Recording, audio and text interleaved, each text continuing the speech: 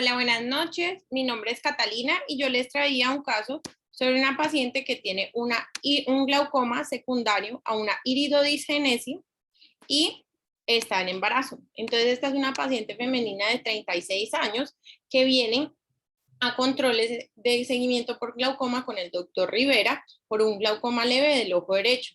Ella asiste al control y reporta un embarazo de 8 semanas. Tiene exámenes recientes, un OCT de nervio óptico que muestra en el ojo derecho un adelgazamiento solo en M6, ojo izquierdo sin alteraciones, un recuento de células endoteliales que está dentro de los valores normales y una paquimetría dentro de los límites normales. Como antecedentes importantes, ya les conté que tienen una iridotrabeculodisgenesia y está en manejo con brimolol, una gota cada 24 horas, y de cirugías previas tuvo un retiro del lente Artisan de manera bilateral debido a la disminución del recuerdo endotelial bilateral y la iridectomía. Entonces, les traía para mostrarles el ojito de la paciente. Denme un segundo y les comparto pantalla.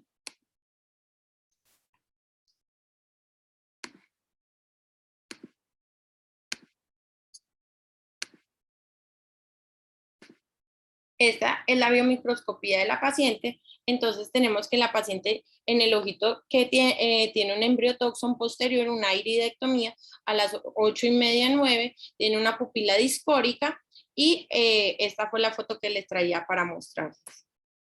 Entonces tiene como agudeza visual 20-20 en ambos ojos con una fórmula de más 10-50 con menos 0,55. Y en el ojo izquierdo tiene más 10 con menos 1,50 a 0 grados. La PIO está dentro de los valores normales y en la gonioscopía encontramos un grado mayor de 30, una gonioscopia mayor de 30 grados en los 360 grados con presencia de procesos iridianos, áreas de microcinesias y un iris de inserción media. En el fondo de ojo tiene en el ojo derecho una excavación de 0,6 con una escotadura inferior con atrofia parapapilar y el ojo izquierdo está normal. Como diagnóstico les dejamos con el doctor Rivera entonces un glaucoma leve, una iridotrabeculodisgenesia, un embarazo de 8 semanas, su retiro del lente Artisan fáquico bilateral y su astigmatismo hipermetrópico alto, y lo que decidimos fue suspender el brimolol y controles mensuales con glaucoma para evaluar la elevación de la presión ocular y si es necesario iniciar únicamente la brimonidina o evaluar la posibilidad de una trabeculoplastia selectiva láser. Entonces, ¿por qué les traía este caso? Pues primero sobre uno de los hallazgos que se encontró. Entonces, para recordarnos a todos, el embriotoxón posterior se describe como una línea de Schwabel que va a estar engrosada y desplazada de manera anterior, que se va a ver, está visible en la gonioscopia. Y con respecto entonces a la elevación de la presión intraocular, se dice que la PIO va a tender a disminuir de manera fisiológica durante el embarazo, pero como la fisiología de los ojos glaucomatosos es única, puede provocar una pérdida progresiva de campo visual y elevaciones en la PIO en los pacientes que están en el embarazo. Es por esto que se recomienda que los pacientes deben realizar un control estricto durante los trimestres del embarazo, que al menos se realice una vez. Hay datos limitados en cuanto a la disponibilidad en cuanto a la seguridad de los medicamentos glaucomatosos durante el embarazo, y lo que en su mayor parte se ha hecho son inferencias de acuerdo a los estudios sobre animales y a los estudios que ya se han hecho previamente en pacientes con medicamentos orales, de acuerdo a la seguridad. En cuanto a los medicamentos tópicos, la exposición sistémica es generalmente baja y se puede reducir a través de la oclusión del punto lagrimal cuando se apliquen estos medicamentos. Y es muy importante tener en cuenta que durante las primeras 36 semanas del embarazo, la brimonidina se considera como tratamiento de primera línea y se debe descontinuar en las últimas semanas de embarazo, ya que los estudios han relacionado al uso de estos pacientes con disminución de la frecuencia cardíaca fetal y posible arritmias y abortos. Eso era todo lo que les traía para hoy. Muchas gracias. Muchas gracias, Cata. Katy, yo puedo seguir si quieres. Ya estoy en la casa. Bueno, Sebas, muchas gracias. Igual continuamos el orden que teníamos. Entonces sigamos con Andrea, por favor.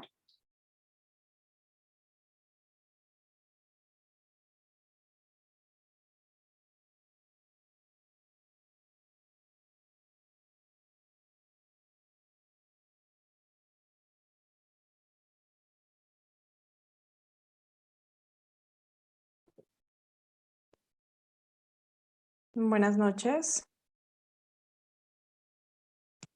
Ahí ¿se ve la imagen? Sí, ahí ya estamos viendo la imagen. Vale, gracias. Entonces, esta es una paciente que valoramos en la consulta de Pasto. Es una paciente que tiene antecedente de hipertiroidismo, pues con un exoftalmo secundario y estaba en manejo con levotiroxina, calcio, calcitriol y sucralfato. Ella pues acudía a control, tenía pendiente, se le hizo una tiroidectomía en el mes de marzo de este año y se le había dado remisión para valoración por oculoplástica, pero pues para la realización de la valoración o sugerencia de una descompresión quirúrgica, pero no, endocrinología pues no lo recomendaba. Entonces, a este paciente como antecedente se le habían realizado pulsos de metilprednisolona IV, 12 dosis. La última la había recibido en octubre del 2020. Y secundario se le mandó también un tag de órbitas que evidenciaba un compromiso difuso simétrico bilateral de los músculos extraoculares y un exoftalmos grado 4. Se le tomó simple y contrastada.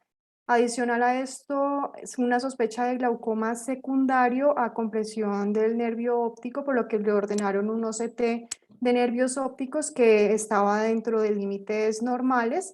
La paciente, pues el día de la consulta presentaba una agudeza visual en el ojo derecho de 20-150 y en el ojo izquierdo de 20-100, que corregían ambos con pinhole a 20-30.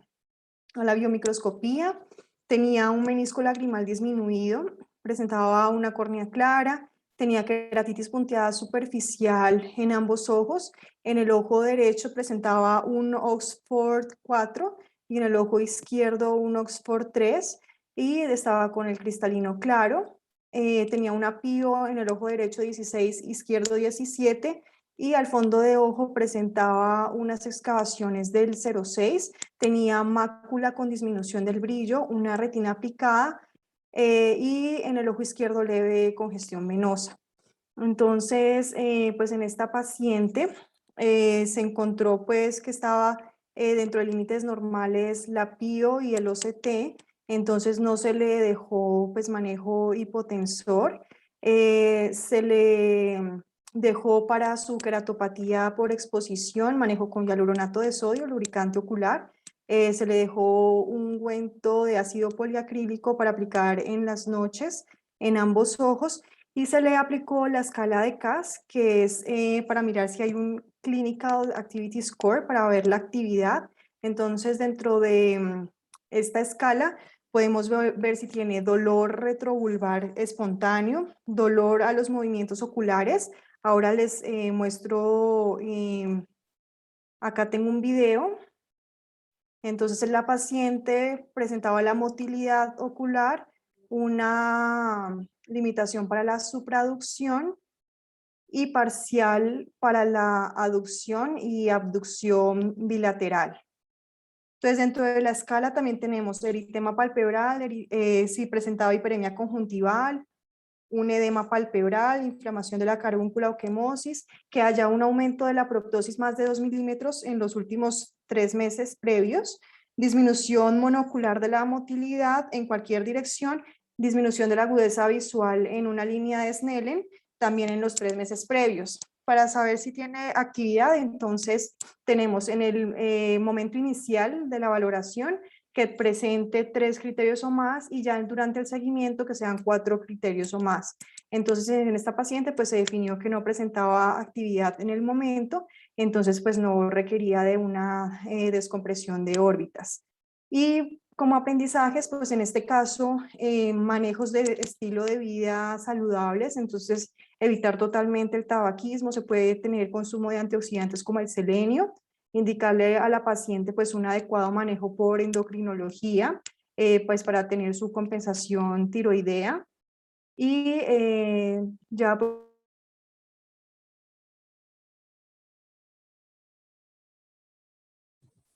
¿No se oye o soy yo? No, se le fue la voz a Andrea.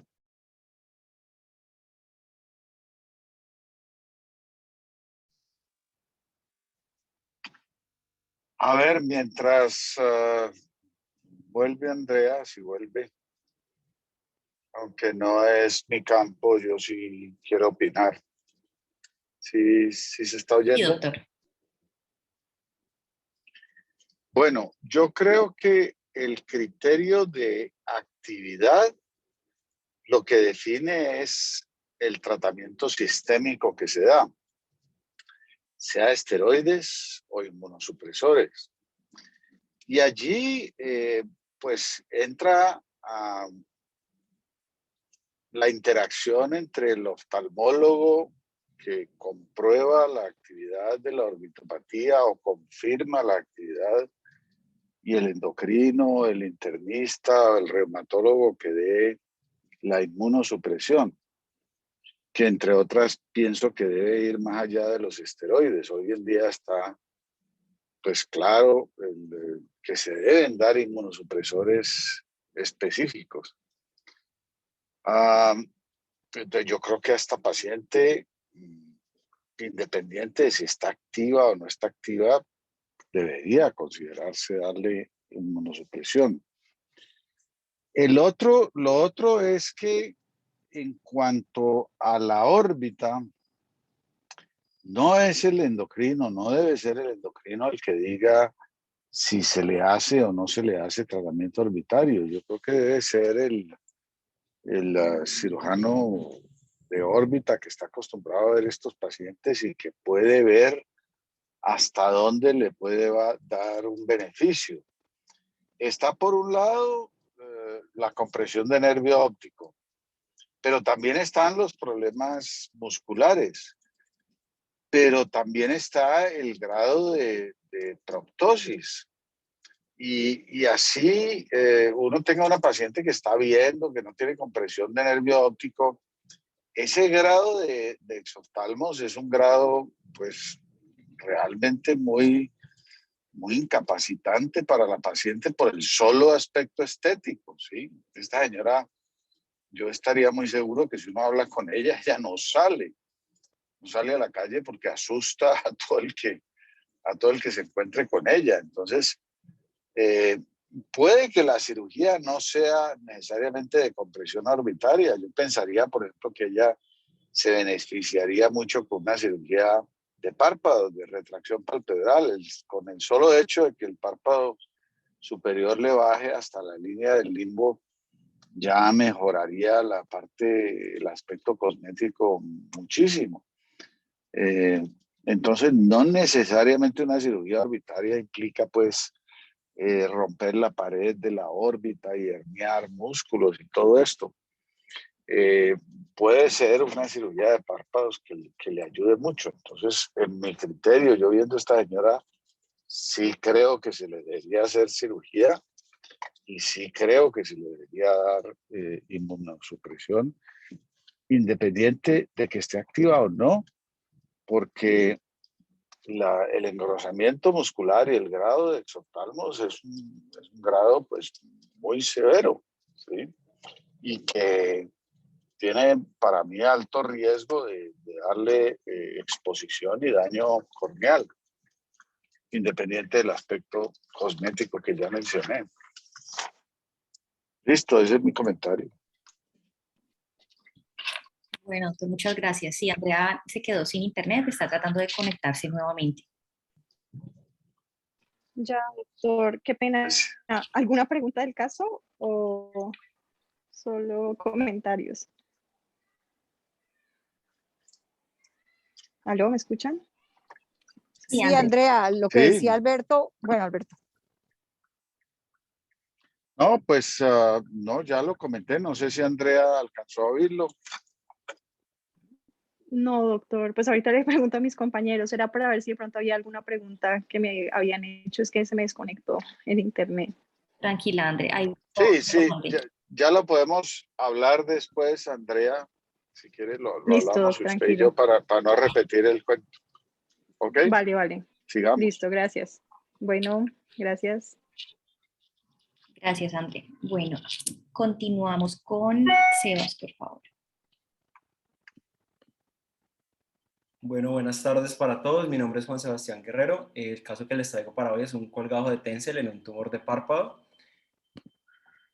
Esto se trataba de una paciente de 52 años, sin ningún antecedente de importancia aparte de exposición solar, trabajaba en el campo. Consultaba por una lesión de 2 años de evolución, de crecimiento y evolución de una lesión de párpado inferior de 2 años de evolución, que había sangrado espontáneamente en las últimas 2 semanas, razón que la motivó a consultar en esta ocasión. En la historia clínica que la paciente traía en la primera consulta, tenía un reporte de una biopsia de esta misma lesión que reportaba un carcinoma vasocelular adenoide quístico. Sin embargo, la paciente no hizo seguimiento en ese entonces y pues nos llegó a la consulta. En la evaluación, aparte de lo que vemos en la foto, el resto del examen oftalmológico estaba bien. Lo que vemos en la foto es una lesión en margen palpebral inferior de aproximadamente 6 milímetros, con una porción pigmentada y otra no pigmentada. En la zona pigmentada tenía madarosis y tenía irregularidad del borde libre con algunas pestañas que tenían poliosis, que es esta parte de acá. Y esta zona de acá, que es un poco más clara, era una lesión de aspecto perlado vascularizada. Esta medía más o menos 3 milímetros y también causaba irregularidad del borde libre. Con esta consideración en la paciente, la lesión y la extensión de la lesión, además del antecedente pues, de que ya tenía biopsia de la misma, se decidió que definitivamente pues, era una lesión que ya se había reportado como maligna y debía ser llevada a cirugía. La decisión quirúrgica en ese entonces esta paciente fue vista hace un mes y medio. La decisión quirúrgica en ese entonces fue hacer un colgado de Tencel porque la lesión comprometía menos del 50% del total del párpado inferior. ¿Qué se hizo entonces inicialmente en la cirugía? Esta foto ya fue el día de la cirugía. Se hizo una marcación en forma de pentágono en la lesión, respetando al menos, aquí no se nota tan bien, pero se respetaba al menos 2 milímetros de margen en los dos bordes de la extensión de la lesión total y 4 milímetros en la parte central. Además, esta marcación se le hizo porque pues, el colgado de Tencel, ahorita lo vamos a ver pues, ya en la cirugía, consiste en generar también una disección de planos profundos y una cantolisis, de tal forma que pueda hacerse un avanzamiento de la piel del párpado inferior para que pueda cerrar mejor el tejido que se va a resecar. Con esta marcación, esta fue la foto intraquirúrgicamente. Lo que se hizo intraquirúrgicamente fue con un bisturí número 15, ya teniendo la zona de marcación, se resecó completamente esta zona del párpado, dejando los 2 milímetros hacia lateral y los 4 milímetros en extensión vertical, y hasta todos los planos. Se utilizó, antes de usar el bisturí, se utilizó una placa de párpados de Jagger para proteger el globo ocular y asegurándonos que la extensión pues, del corte con el bisturí fuera comprometiendo todos los planos del párpado. Después de hacer la resección de la lesión, se hizo una marcación de la misma y se procedió a hacer una acantotomía lateral con una acantolisis, pero se intentó con una Stevenson recta, y lo que se intentó fue curvar la orientación de la acantotomía y la acantolisis hacia inferior, de tal forma de que el avanzamiento de la piel nos permitiera que se afrontaran los dos bordes de la lesión resecada previamente. Esta es la foto posquirúrgica de la paciente. Hay que recordar en esta parte que lo que se describe en la cirugía para el colgajo de Tencel es que una vez se reseca la lesión y se hace la disección del canto lateral en forma curvada, dependiendo de si es el párpado superior o el párpado inferior. En este caso, en el párpado inferior, la forma curvada va hacia arriba. Se tiene que proceder primero al afrontamiento del margen. Aquí se hizo un punto colchonero con bicril 6 ceros, afrontando los dos márgenes, pasando por la línea gris, de tal forma de que los dos bordes quedaran bien afrontados y que no hubiera irregularidad pues, en el postoperatorio. Después se procedió a hacer con los tejidos del canto lateral, se pasó un punto de biquil hacia el septum orbitario, fijando este canto lateral al tendón cantal lateral, y después de esto se procedió a cerrar el espesor total de donde resecamos la lesión del párpado, para finalmente resecar la parte de la porción del canto lateral.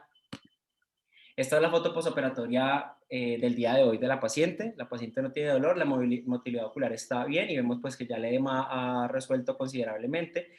Tiene un poco de edema en el párpado inferior y pues estamos en el seguimiento.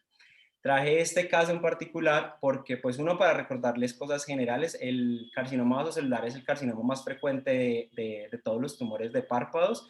Hasta el 80% son vasocelulares y la gran mayoría son del párpado inferior, que coincidía pues con la epidemiología de esta paciente y la localización. Adicionalmente, que el colgado de Tencel es una excelente opción quirúrgica en estas lesiones que ya sabemos que son malignas, que se tienen que resecar completamente y que no superan el 50% de la extensión total del párpado inferior, porque el avanzamiento que se muestra acá nos permite que se afronte la piel de una vez resecada la lesión. Y ya pues para otros casos de mayor extensión hay otros colgados como el colgado de Hughes, pero en este caso pues resolvió muy bien y la evolución es satisfactoria. Ese es el caso que les traía para hoy.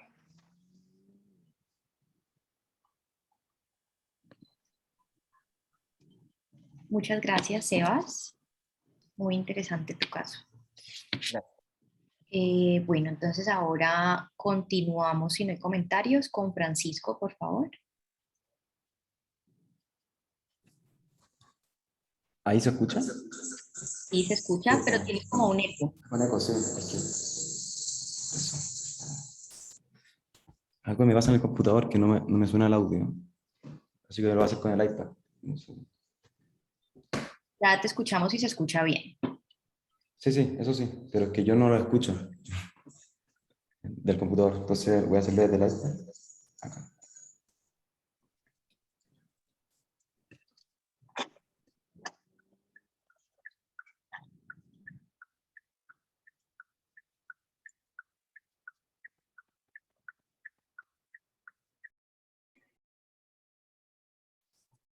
¿Se ve ahí? Bueno, sí.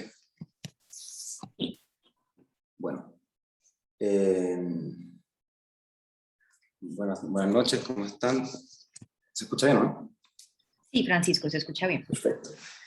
El caso que les traigo el día de hoy le coloqué con compromiso ocular del paciente politraumatizado. Y el caso de un paciente que me va a ir a la consulta prioritaria del instituto. Es un hombre de 16 años de edad, oriundo de Pasto, que en compañía de su madre iban a la consulta porque, por lo que contaban, es que este niño hace 2 meses tuvo un accidente mientras él iba andando en estado de ebriedad en moto, se estrelló con un carro de frente y terminó con un politraumatismo grave asociado a un TAC severo. Se lo llevaron a una clínica en Pasto, estuvo intubado 15 días, se le hizo una cirugía por neurocirugía, la cual no tenía la epícrisis.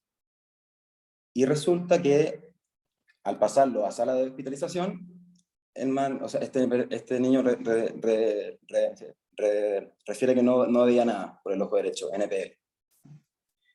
Ahí se hace una interconsulta de oftalmología, se evalúa, y el oftalmólogo da el concepto de que el paciente estaba con una neuropatía óptica postraumática del ojo derecho, y asociado también había una membrana neovascular traumática en la zona de la mácula. Lo que sí trajeron al instituto ayer fue una resonancia magnética, que probablemente se deben haber pedido en neurocirugía, que se evidencia una fractura al piso de la órbita con atrapamiento del músculo recto inferior. Por lo cual el oftalmólogo que lo vio en Pasto lo derivó a cirugía maxilofacial para que le solucionaran ese tema, y luego de eso el plan era que fuera un estrabólogo en caso de que le quedase algún estrabismo remanente. Entonces, el motivo de consulta de ellos era porque quería una segunda opinión con un retinólogo porque ellos creían que o sea, iban en verdad en busca del doctor Sinisterra porque le habían comentado que el doctor Sinisterra le hacía una cirugía, el niño iba a volver a ver 20/20. Entonces, al examen que le hice ayer, la huesa visual lejana está en el ojo derecho NPL y en el ojo izquierdo 20/20. El examen externo, voy a intentar compartir acá la pantalla.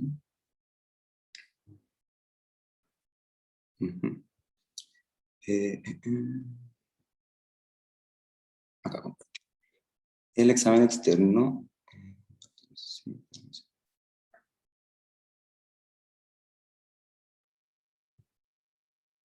Bueno, el examen externo se evidencia una área superciliar de derecha con el oftalmo del ojo derecho. La pupilas en el ojo derecho está refléctica con mirasis fija, y en el ojo izquierdo está un reflejo directo de 4/4, con un diámetro fotópico de 3 milímetros y sin DPA. Y el balance muscular, que es el video que quiero que vean, en posición primaria de mirada, el niño se veía una exotropia e hipotropia, con limitación para la supraducción, infraducción y levoversión.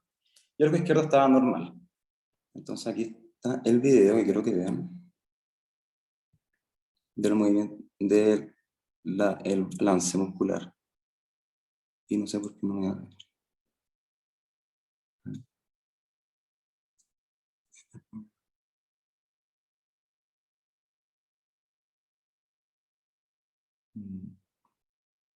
Ahí sí.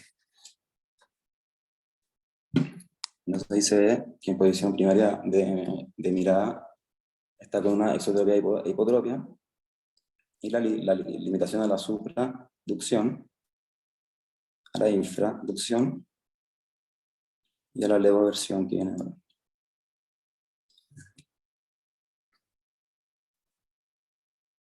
Bueno, se la pide. Vamos a compartir acá, aquí.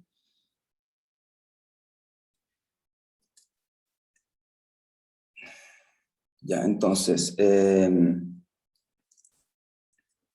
a la biomicroscopía, ambos estaban sin hallazgo, estaban bien. La presión intraocular de 12 milímetros de mercurio en ambos ojos, y el fondo de ojo, del ojo derecho, se veía un nervio óptico pálido con una escalación de 0.2, con zonas de cicatrización extensa en polo posterior que complementa la mácula asociada a fibrosis subretinal, y la retina periférica se veía aplicada al fondo de ojo. Y el ojo izquierdo tenía un fondo de ojo normal con una escalación de 0.2, resto sin hallazgo. Acá están las imágenes del fondo de ojo.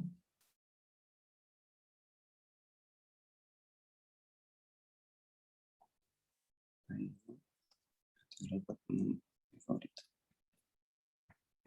Esas son las imágenes del fondo de ojo. Les pido perdón por el lente, porque la verdad estaba medio sucio y con rayas, pero ahí algo se alcanza a ver el disco. La verdad es que estaba pálido 100%, ahí como que se ve como si no estuviera 100% pálido, pero en verdad estaba muy pálido. Y aquí también es para que vean la lesión que había en mácula de este niño, que el oftalmólogo que lo había visto lo describió como una membrana neovascular postraumática. Ahí. Ya, no más de eso. Bueno, entonces, la conducta con él fue, la impresión diagnóstica fue una neuropatía óptica postraumática en el ojo derecho, con observación de una membrana neovascular postraumática en ese mismo ojo, una fractura del piso de la órbita derecha y un estraísmo postraumático del ojo derecho. Se solicitó para el estudio un OCT de mácula, más que nada por el tema médico legal, porque como la señora estaba tan ensimismada en que el niño iba a recuperar la visión sí o sí, si es que lo veía el retinólogo, se la pedí por eso. Se explicó al paciente y a su mamá que el pronóstico no era bueno, y le mandé la interconsulta al retinólogo una vez que ya tuviera el resultado del OCT. Como aprendizaje, este caso me deja finalmente la importancia de la pesquisa temprana de neuropatía óptica traumática en contexto de pacientes politraumatizados. Cuando hay una neuropatía óptica traumática, la agudeza visual inicial es el principal predictor para la agudeza visual final del paciente, y en el caso de él, desde un principio era NPL. Y otro aprendizaje que me deja es que entre las principales indicaciones de cirugía inmediata para fractura de piso de la órbita está en caso de diplopía marcada con limitación o restricción de la elevación asociada a fractura del piso de la órbita con atacamiento del músculo, vaina o grasa, que era lo que tenía él. Entonces a este niño lo habrían haber operado de esa parte de la fractura del piso de la órbita hace mucho tiempo, y esto ya fue hace 2 meses. Entonces el pronóstico también por ese lado no es bueno. Eso es lo que les traía el día de hoy. Y perdonen los inconvenientes con el computador, el iPad.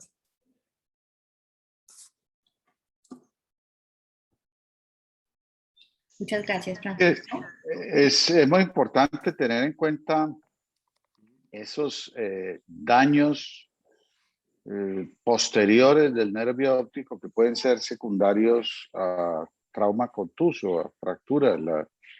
Una de las más frecuentes y desconcertantes es la famosa caída de bicicleta con golpe en la frente, ¿no?, de los niños, donde hay una pérdida súbita, rápida de la visión hasta NPL, y es una fractura del ala mayor del esfenoide. Se transmite del frontal hasta atrás, y puede haber un hematoma perineural que, si se drena rápidamente, pues se salva la visión. Es otro ejemplo en donde hacer el diagnóstico temprano puede salvar la visión por decompresión del nervio óptico. Ok. Muchas gracias, doctor. Bueno, muchas gracias, Francisco. Continuamos ahorita con Paula Sánchez, por favor.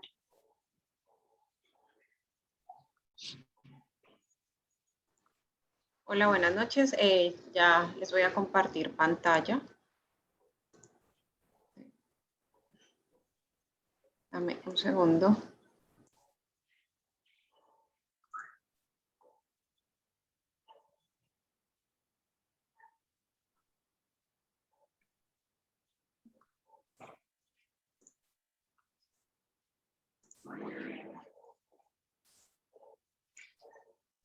Bueno, entonces les traigo pues un caso de una queratitis ulcerativa periférica.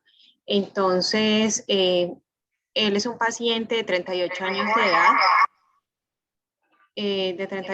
de edad, natural de Santander de Quilichao, procedente de Cali. Él consultó el mes pasado al hospital por un cuadro clínico de 8 días de evolución de dolor ocular derecho, ojo rojo, secreción, disminución de agudeza visual. Él consultó a unidad local Cauquita, donde envía manejo con gentamicina, una gota cada 12 horas, ungüento oftálmico de gentamicina. Le mandaron también pues acetaminofén con codeína para manejo de dolor y clindamicina 300 miligramos cada 12 horas por 3 días. Dado que el paciente no mejoró, él decide consultar al Instituto de Niños Ciegos y Sordos, donde hacen diagnóstico de una úlcera corneal y remiten al hospital para estudio y manejo. El paciente no refiere antecedentes patológicos de importancia y a la revisión por sistemas no refiere síntomas reumatológicos. Al examen oftalmológico de ese día le encontré una agudeza visual del ojo derecho, es decir, el afectado de 20/400 que no corregía con pinhole, del ojo izquierdo de 20/50 que corregía con pinhole a 20/30. De hallazgos pues, de importancia pues, a la biomicroscopía, tenía blefaritis, una abundante secreción blanco-amarillenta en fondos de saco, y de verdad que era muy abundante. Pues acá la podemos ver, incluso llegué, lo limpié con aplicador y pues al momentico otra vez tenía abundantísima secreción. Podemos ver que tenía hiperemia conjuntival con patrón ciliar, la córnea estaba opaca, presentaba una úlcera corneal que iba de las 11:30 a las 2:30, con un adelgazamiento del 80-90% entre 1 y 2. Lo teñí con fluoresceína, fue positiva a nivel de la úlcera, tenía Seidel negativo, y pues tenía Tyndall de 2 cruces y células de 4 cruces. Pues no le tomé la PI, obviamente fue diferida por la infección, y al fondo de ojo pues tenía, pues era un fondo de ojo con una excavación del 60%, el resto pues estaba normal. Pues ante este cuadro consideré inicialmente una queratoconjuntivitis severa. A descartar una conjuntivitis hiperaguda, se tomó KOH, Gram, cultivos. Me llamaba mucho la atención la localización de la úlcera. Se le solicitó valoración por medicina interna para búsqueda de enfermedades reumatológicas de base. Y pues se le inició manejo pues con ceftriaxona 250 miligramos intramusculares, dosis única, oxiciclina 100 miligramos cada 12 horas y moxifloxacina 1 gota cada hora. Al día siguiente se comentó con córnea.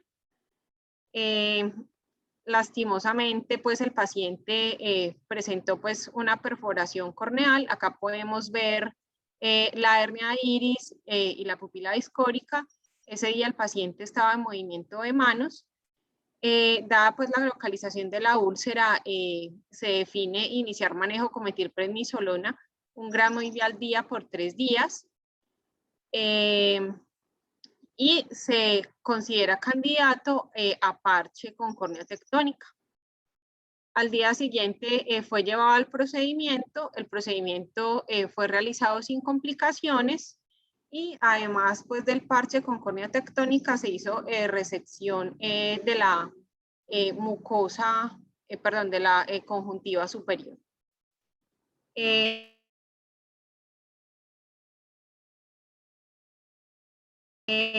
Acá está pues los operatorios.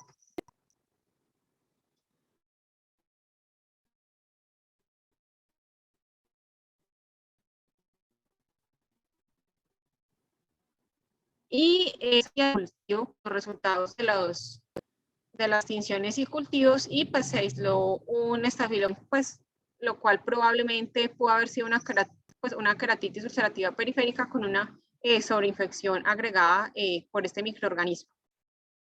Ya pues al paciente se le hizo el control posoperatorio. Se encontró pues que tenía mucha menor secreción, pues la zona superior de resección se veía bien, los puntos se veían en adecuada posición, sin dehiscencia, pero el paciente presentaba Seidel positivo a nivel temporal superior. Se decide entonces dejar al paciente con lente de contacto terapéutico, iniciar manejo con Tripligan. Continuaba obviamente pues con la moxifloxacina, y pues el paciente pues cuando presentó la perforación se inició pues manejo con ciprofloxacina endovenosa. Pues ya al día siguiente se hace un nuevo control, se nota que filtra menos el paciente, y se le indicó pues otro control a los 3 días, encontrando la córnea en las siguientes condiciones y con resolución de Seidel. El paciente se le tomaron durante la hospitalización pues estudios iniciales para enfermedades de transmisión sexual que fueron negativos. Pues medicina interna al interrogatorio le había encontrado como dato positivo una disuria y secreción a nivel peniano. Sin embargo, a pesar de que se le ordenaron estudios, uroanálisis y cultivo de secreción en Asgard de Taller-Martin, no se realizó, y pues tampoco se realizaron pues estudios de autoinmunidad, los cuales están pendientes, y el paciente pues está pendiente de valoración por medicina interna con resultados. Entonces, pues al paciente, después de los pulsos de metilprednisolona, se le continuó prednisolola oral, y el paciente en la última cita de control, pues se le encontró una agudeza visual de 20/400, que corrige con pinhole a 2080. En el momento de la perforación estaba en movimiento de manos. En la última cita él continuaba con Tyndall y células positivo, pero en mucha menor cantidad, ya era solamente pues de 2 cruces, y pues estamos a la espera de la evolución del paciente. Ese era el caso que les quería compartir. Muchas gracias.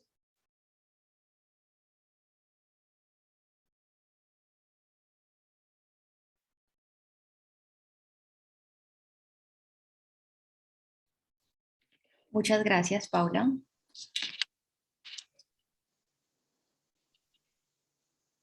Entonces, Paula, no se ha diagnosticado, no se ha hecho el diagnóstico de una enfermedad autoinmune en ese paciente. ¿Y, Doc, ¿y cuál es la, lastimosamente, perdón, Doc, ¿me querías preguntar algo más? sí, y cuál es, digamos, como la impresión diagnóstica o la sospecha diagnóstica más probable que ustedes tienen respecto a esa úlcera periférica? Doc, digamos que, pues, consideramos que es una queratitis ulcerativa periférica. La queratitis ulcerativa periférica está relacionada con vasculitis, aunque también puede ser una reacción, pues, inflamatoria local de la córnea a ciertas noxas. Se debe descartar la autoinmunidad, la vasculitis, se deben realizar todos los estudios, lastimosamente no se los ha realizado. Y en caso de no encontrar ninguna, pues digamos que los estudios reumatológicos sean negativos, se podría considerar que fue pues secundario a una respuesta pues al estafilococo que tenía, pero pues hasta ahora pues esa es la impresión diagnóstica, queratitis ulcerativa periférica. Además pues que tuvo una muy Bueno, buena muchas respuesta gracias. con los esteroides. Con gusto, doctor.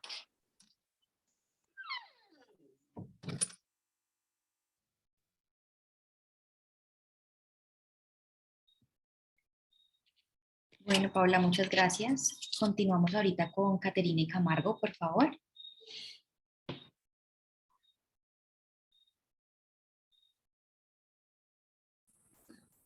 Hola, muy buenas tardes. Pues mucho gusto, soy Caterine. Hoy les voy a hablar sobre quemaduras químicas corneales y pues yo soy residente de oftalmología de Caunivalle. Nos llegó un paciente de 35 años que nació acá en Cali, pero venía de Villa Colombia, de una vereda en el Cauca, si no estoy mal. Es un paciente que llegó con un motivo de consulta de que le cayó soda cáustica en el ojo izquierdo. Refería hace 7 horas la caída de soda cáustica en el ojo izquierdo mientras se encontraba trabajando en el baño haciendo un arreglo en la tubería de su baño en la finca pues donde él trabajaba. Posterior al evento, él refiere visión borrosa, ardor, prurito, por lo que se lava con agua con azúcar y después de no mejoría con abundante agua. Consulta al centro de salud local en donde realizaron lavado solamente con jeringas y vasitos con agua, solución salina, y lo remiten pues para valoración acá por oftalmología. Él no tenía ningún antecedente, ingresó con una agudeza visual en ese ojito izquierdo de 20/50 que nos corregía 20/40 con pinhole, tenía los reflejos normales, movimientos normales, pero si al examen externo se observaba un edema palpebral y pues a la biomicroscopía la conjuntiva estaba hiperémica, el córnea estaba con un epitelio en la región periférica, como lo observan acá desde las 11 hasta las 2 meridiano más o menos. El resto se evidenciaba totalmente desepitelizado, con edema corneal, con haze y especialmente en la hemicórnea inferior, y pues con el limbo podíamos ver que teníamos un defecto inicial desde las 3 a las 6 meridiano. El resto lo tenía normal. Este día se lavó con abundante agua, con 4000 cc, 2000 de salina y 2000 de Ringer, y se le inició manejo con Tobradexa 4 veces al día, vitamina C, 1 gramito cada 6 horas bioral, también doxiciclina y acetaminofén, y se citó al día siguiente pues, para control. Esta es la biomicroscopía, como podemos ver aquí, del primer día. Al segundo día del control podemos ver que tenía no tengo la foto sin fluoresceína, pero sí él tenía una menor hiperemia, pero también podemos ver que había un área mayor de pigmentación con respecto a la imagen previa, aunque persistía con su haze, con su edema corneal, y respecto al limbo se evidenciaba, antes teníamos un compromiso de las 3 a las 6, ahora lo teníamos de las 3 a las 10 meridiano. Como vimos una leve respuesta al tratamiento, lo decidimos parchar con Trasidex y lo citamos un nuevo control al día siguiente. Vuelve y se vio al día siguiente con un aumento en la epitelización del 25-30% como se veía antes, seguía nuevamente con su edema corneal y seguía con su defecto en el limbo. Y pues en este momento se evidenció, como lo vemos acá, el compromiso limbar y en ese momento se comentó con córnea, donde pues por la mayor evidencia del compromiso a nivel limbar, se decidió que era un candidato a un tratamiento para recubrimiento con membrana amniótica. Entonces, a él, al día siguiente de lo que se presentó con el día con córnea, se llevó a esta cirugía de recubrimiento con membrana amniótica. Entonces, lo que me quedó de especial, pues, de este caso es que las quemaduras por álcali sí son una verdadera emergencia en oftalmología. La importancia como tal del lavado con abundante líquido, sea solución salina, Ringer, agua estéril, lo que tenga en el momento, pero sí con abundante agua para tratar de equilibrar el equilibrio, el pH de esta quemadura, que pues podemos ver la gravedad como en este paciente del compromiso limbar que él tenía y pues dependiendo de cuán grave sea el manejo, que puede ser conservador como se inició en este paciente o también ya pues el cubrimiento quirúrgico que hizo dependiendo con la membrana amniótica para intentar revascularizar el limbo y en caso tal de que tenga compromiso de fondos de saco y pues evitar las complicaciones que esto genera. Gracias.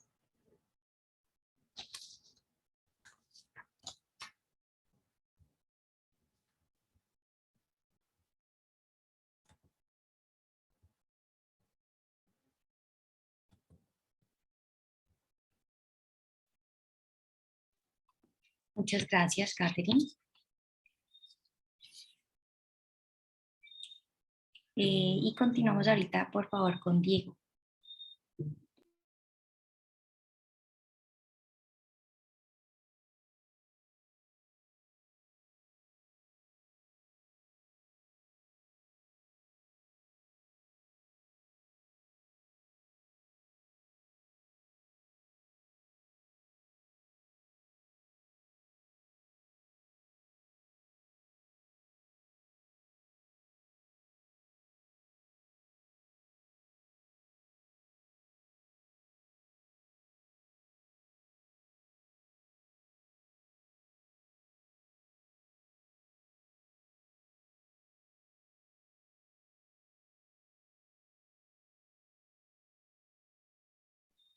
Hola, Diego. No sé si estás hablando, pero no se escucha.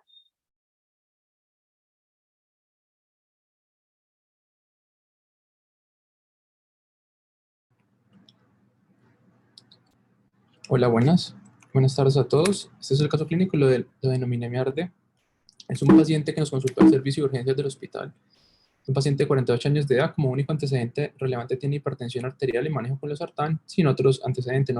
No refiere pues cirugías oftalmológicas ni ningún antecedente oftalmológico. Este era un paciente que se encontraba de viaje, venía de Ipiales hacia Cali y el carro de él se varó. Cuando él abrió el capot del carro, mueve los cables de la batería y la batería estalla. El paciente ingresa con un blefarospasmo marcado con dolor ocular y ardor ocular severo y no permite la apertura ocular. Se le aplican unas goticas y se empieza a hacer la evaluación. Se hace primero un lavado ocular de 2000 cc por cada ojito y posterior a ello se empieza la valoración médica. Entonces lo primero que nos llama la atención es que el paciente presenta una agudeza visual NPL de ambos ojos, presenta unas pupilas que están en midriasis media en ambos ojos que no responden ni para el reflejo directo ni para el reflejo consensual. En el examen que se encuentra en el paciente, ese sería el ojito izquierdo del paciente, perdón, derecho del paciente. Lo que vamos a encontrar es una quemosis, como vemos acá, más que todo a nivel nasal, y no se encontraba ninguna lesión en la córnea, como vemos acá, y solo se encontraba un defecto grande, una herida a nivel pues, de la conjuntiva inferior, que comprometía tanto la conjuntiva vulvar como la conjuntiva tarsal en el ojo derecho. Por eso en este ojito se hizo una clasificación de una quemadura de duda grado 2. Si miramos el ojo izquierdo del paciente, también vemos que el paciente tiene, en lo que sería pues, el segmento anterior, no vemos que tenga una lesión en la córnea, en ningún momento no encontramos que tenga pues, solo una lesión en el limbo, perdón, que se encontraba prácticamente de lo que era de las 6 a las 7 meridiano, con la misma lesión en la conjuntiva que se percibió en el otro ojo, que era una lesión que comprometía la conjuntiva vulvar y la conjuntiva tarsal.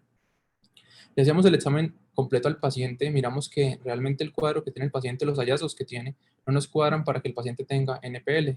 La retina del paciente se encontraba totalmente sana, tenía un nervio óptico que no tenía hiperemia y tenía una excavación aproximada de 0,2. Entonces, inicialmente consideramos que el paciente tiene una quemadura térmica con una neuropatía óptica traumática por una explosión. Porque consideramos que era térmica, digamos, o quemadura, digamos, por agua caliente, porque si uno le miraba la cara del paciente no presentaba ninguna quemadura ni los brazos del paciente.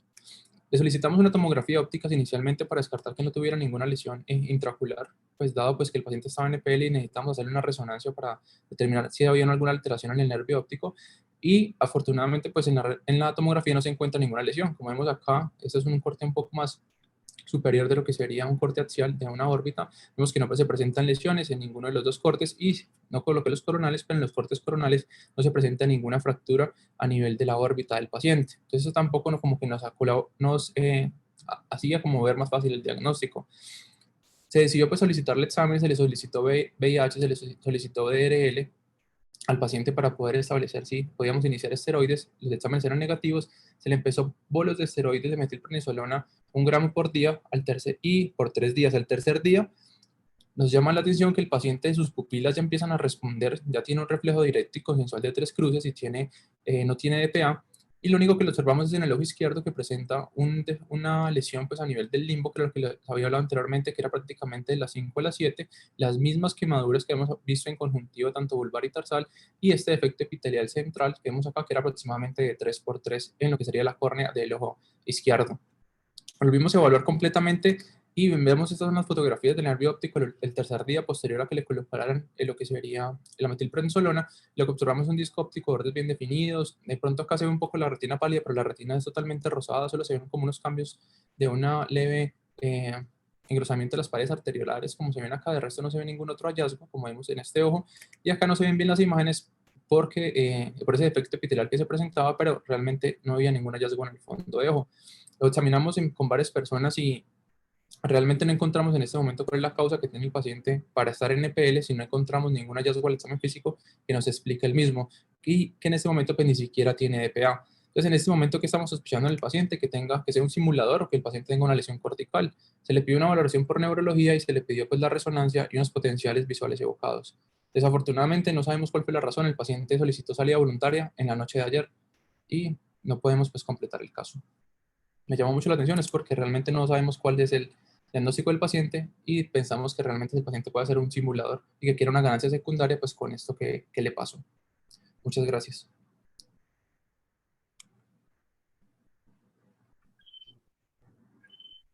Sí, es bueno en casos así, pues hacer las pruebas de simulación. Una prueba de simulación muy sencilla y muy confiable cuando el paciente está simulando PL, NPL o movimiento de manos, es la del espejo. Usted se pone enfrente del paciente, le tapa el ojo malo, si son los dos ojos, pues con los dos ojos abiertos, le pone el espejo mirando hacia el paciente, le dice, por favor, mire fijo. Obviamente el paciente se hace el que no ve, pero usted se lo pone de tal manera que quede el espejo enfrente del paciente y lo mueve, lo balancea así, no lo mueve para un lado o para otro, sino que lo balancea y ve si el ojo se mueve. Esa es una prueba muy útil para pacientes que están simulando visión muy mala. Está el tambor también, que muchos de los programitas de agudeza visual lo tienen en el celular. Entonces usted le puede poner el celular con la banda negra y blanca que pasa, se lo pone enfrente y va a ver el movimiento nistagmoide, ¿no? Y ya para pacientes que simulan menos visión, pues hay otro poco de pruebas que ya se podrían de pronto hacer una sesión para eso, porque es interesante conocer todas las pruebas de simulación. Son muy efectivas, la mayoría de la gente cae. Listo, doctor. Gracias. Ok, muy buen caso. Hasta luego.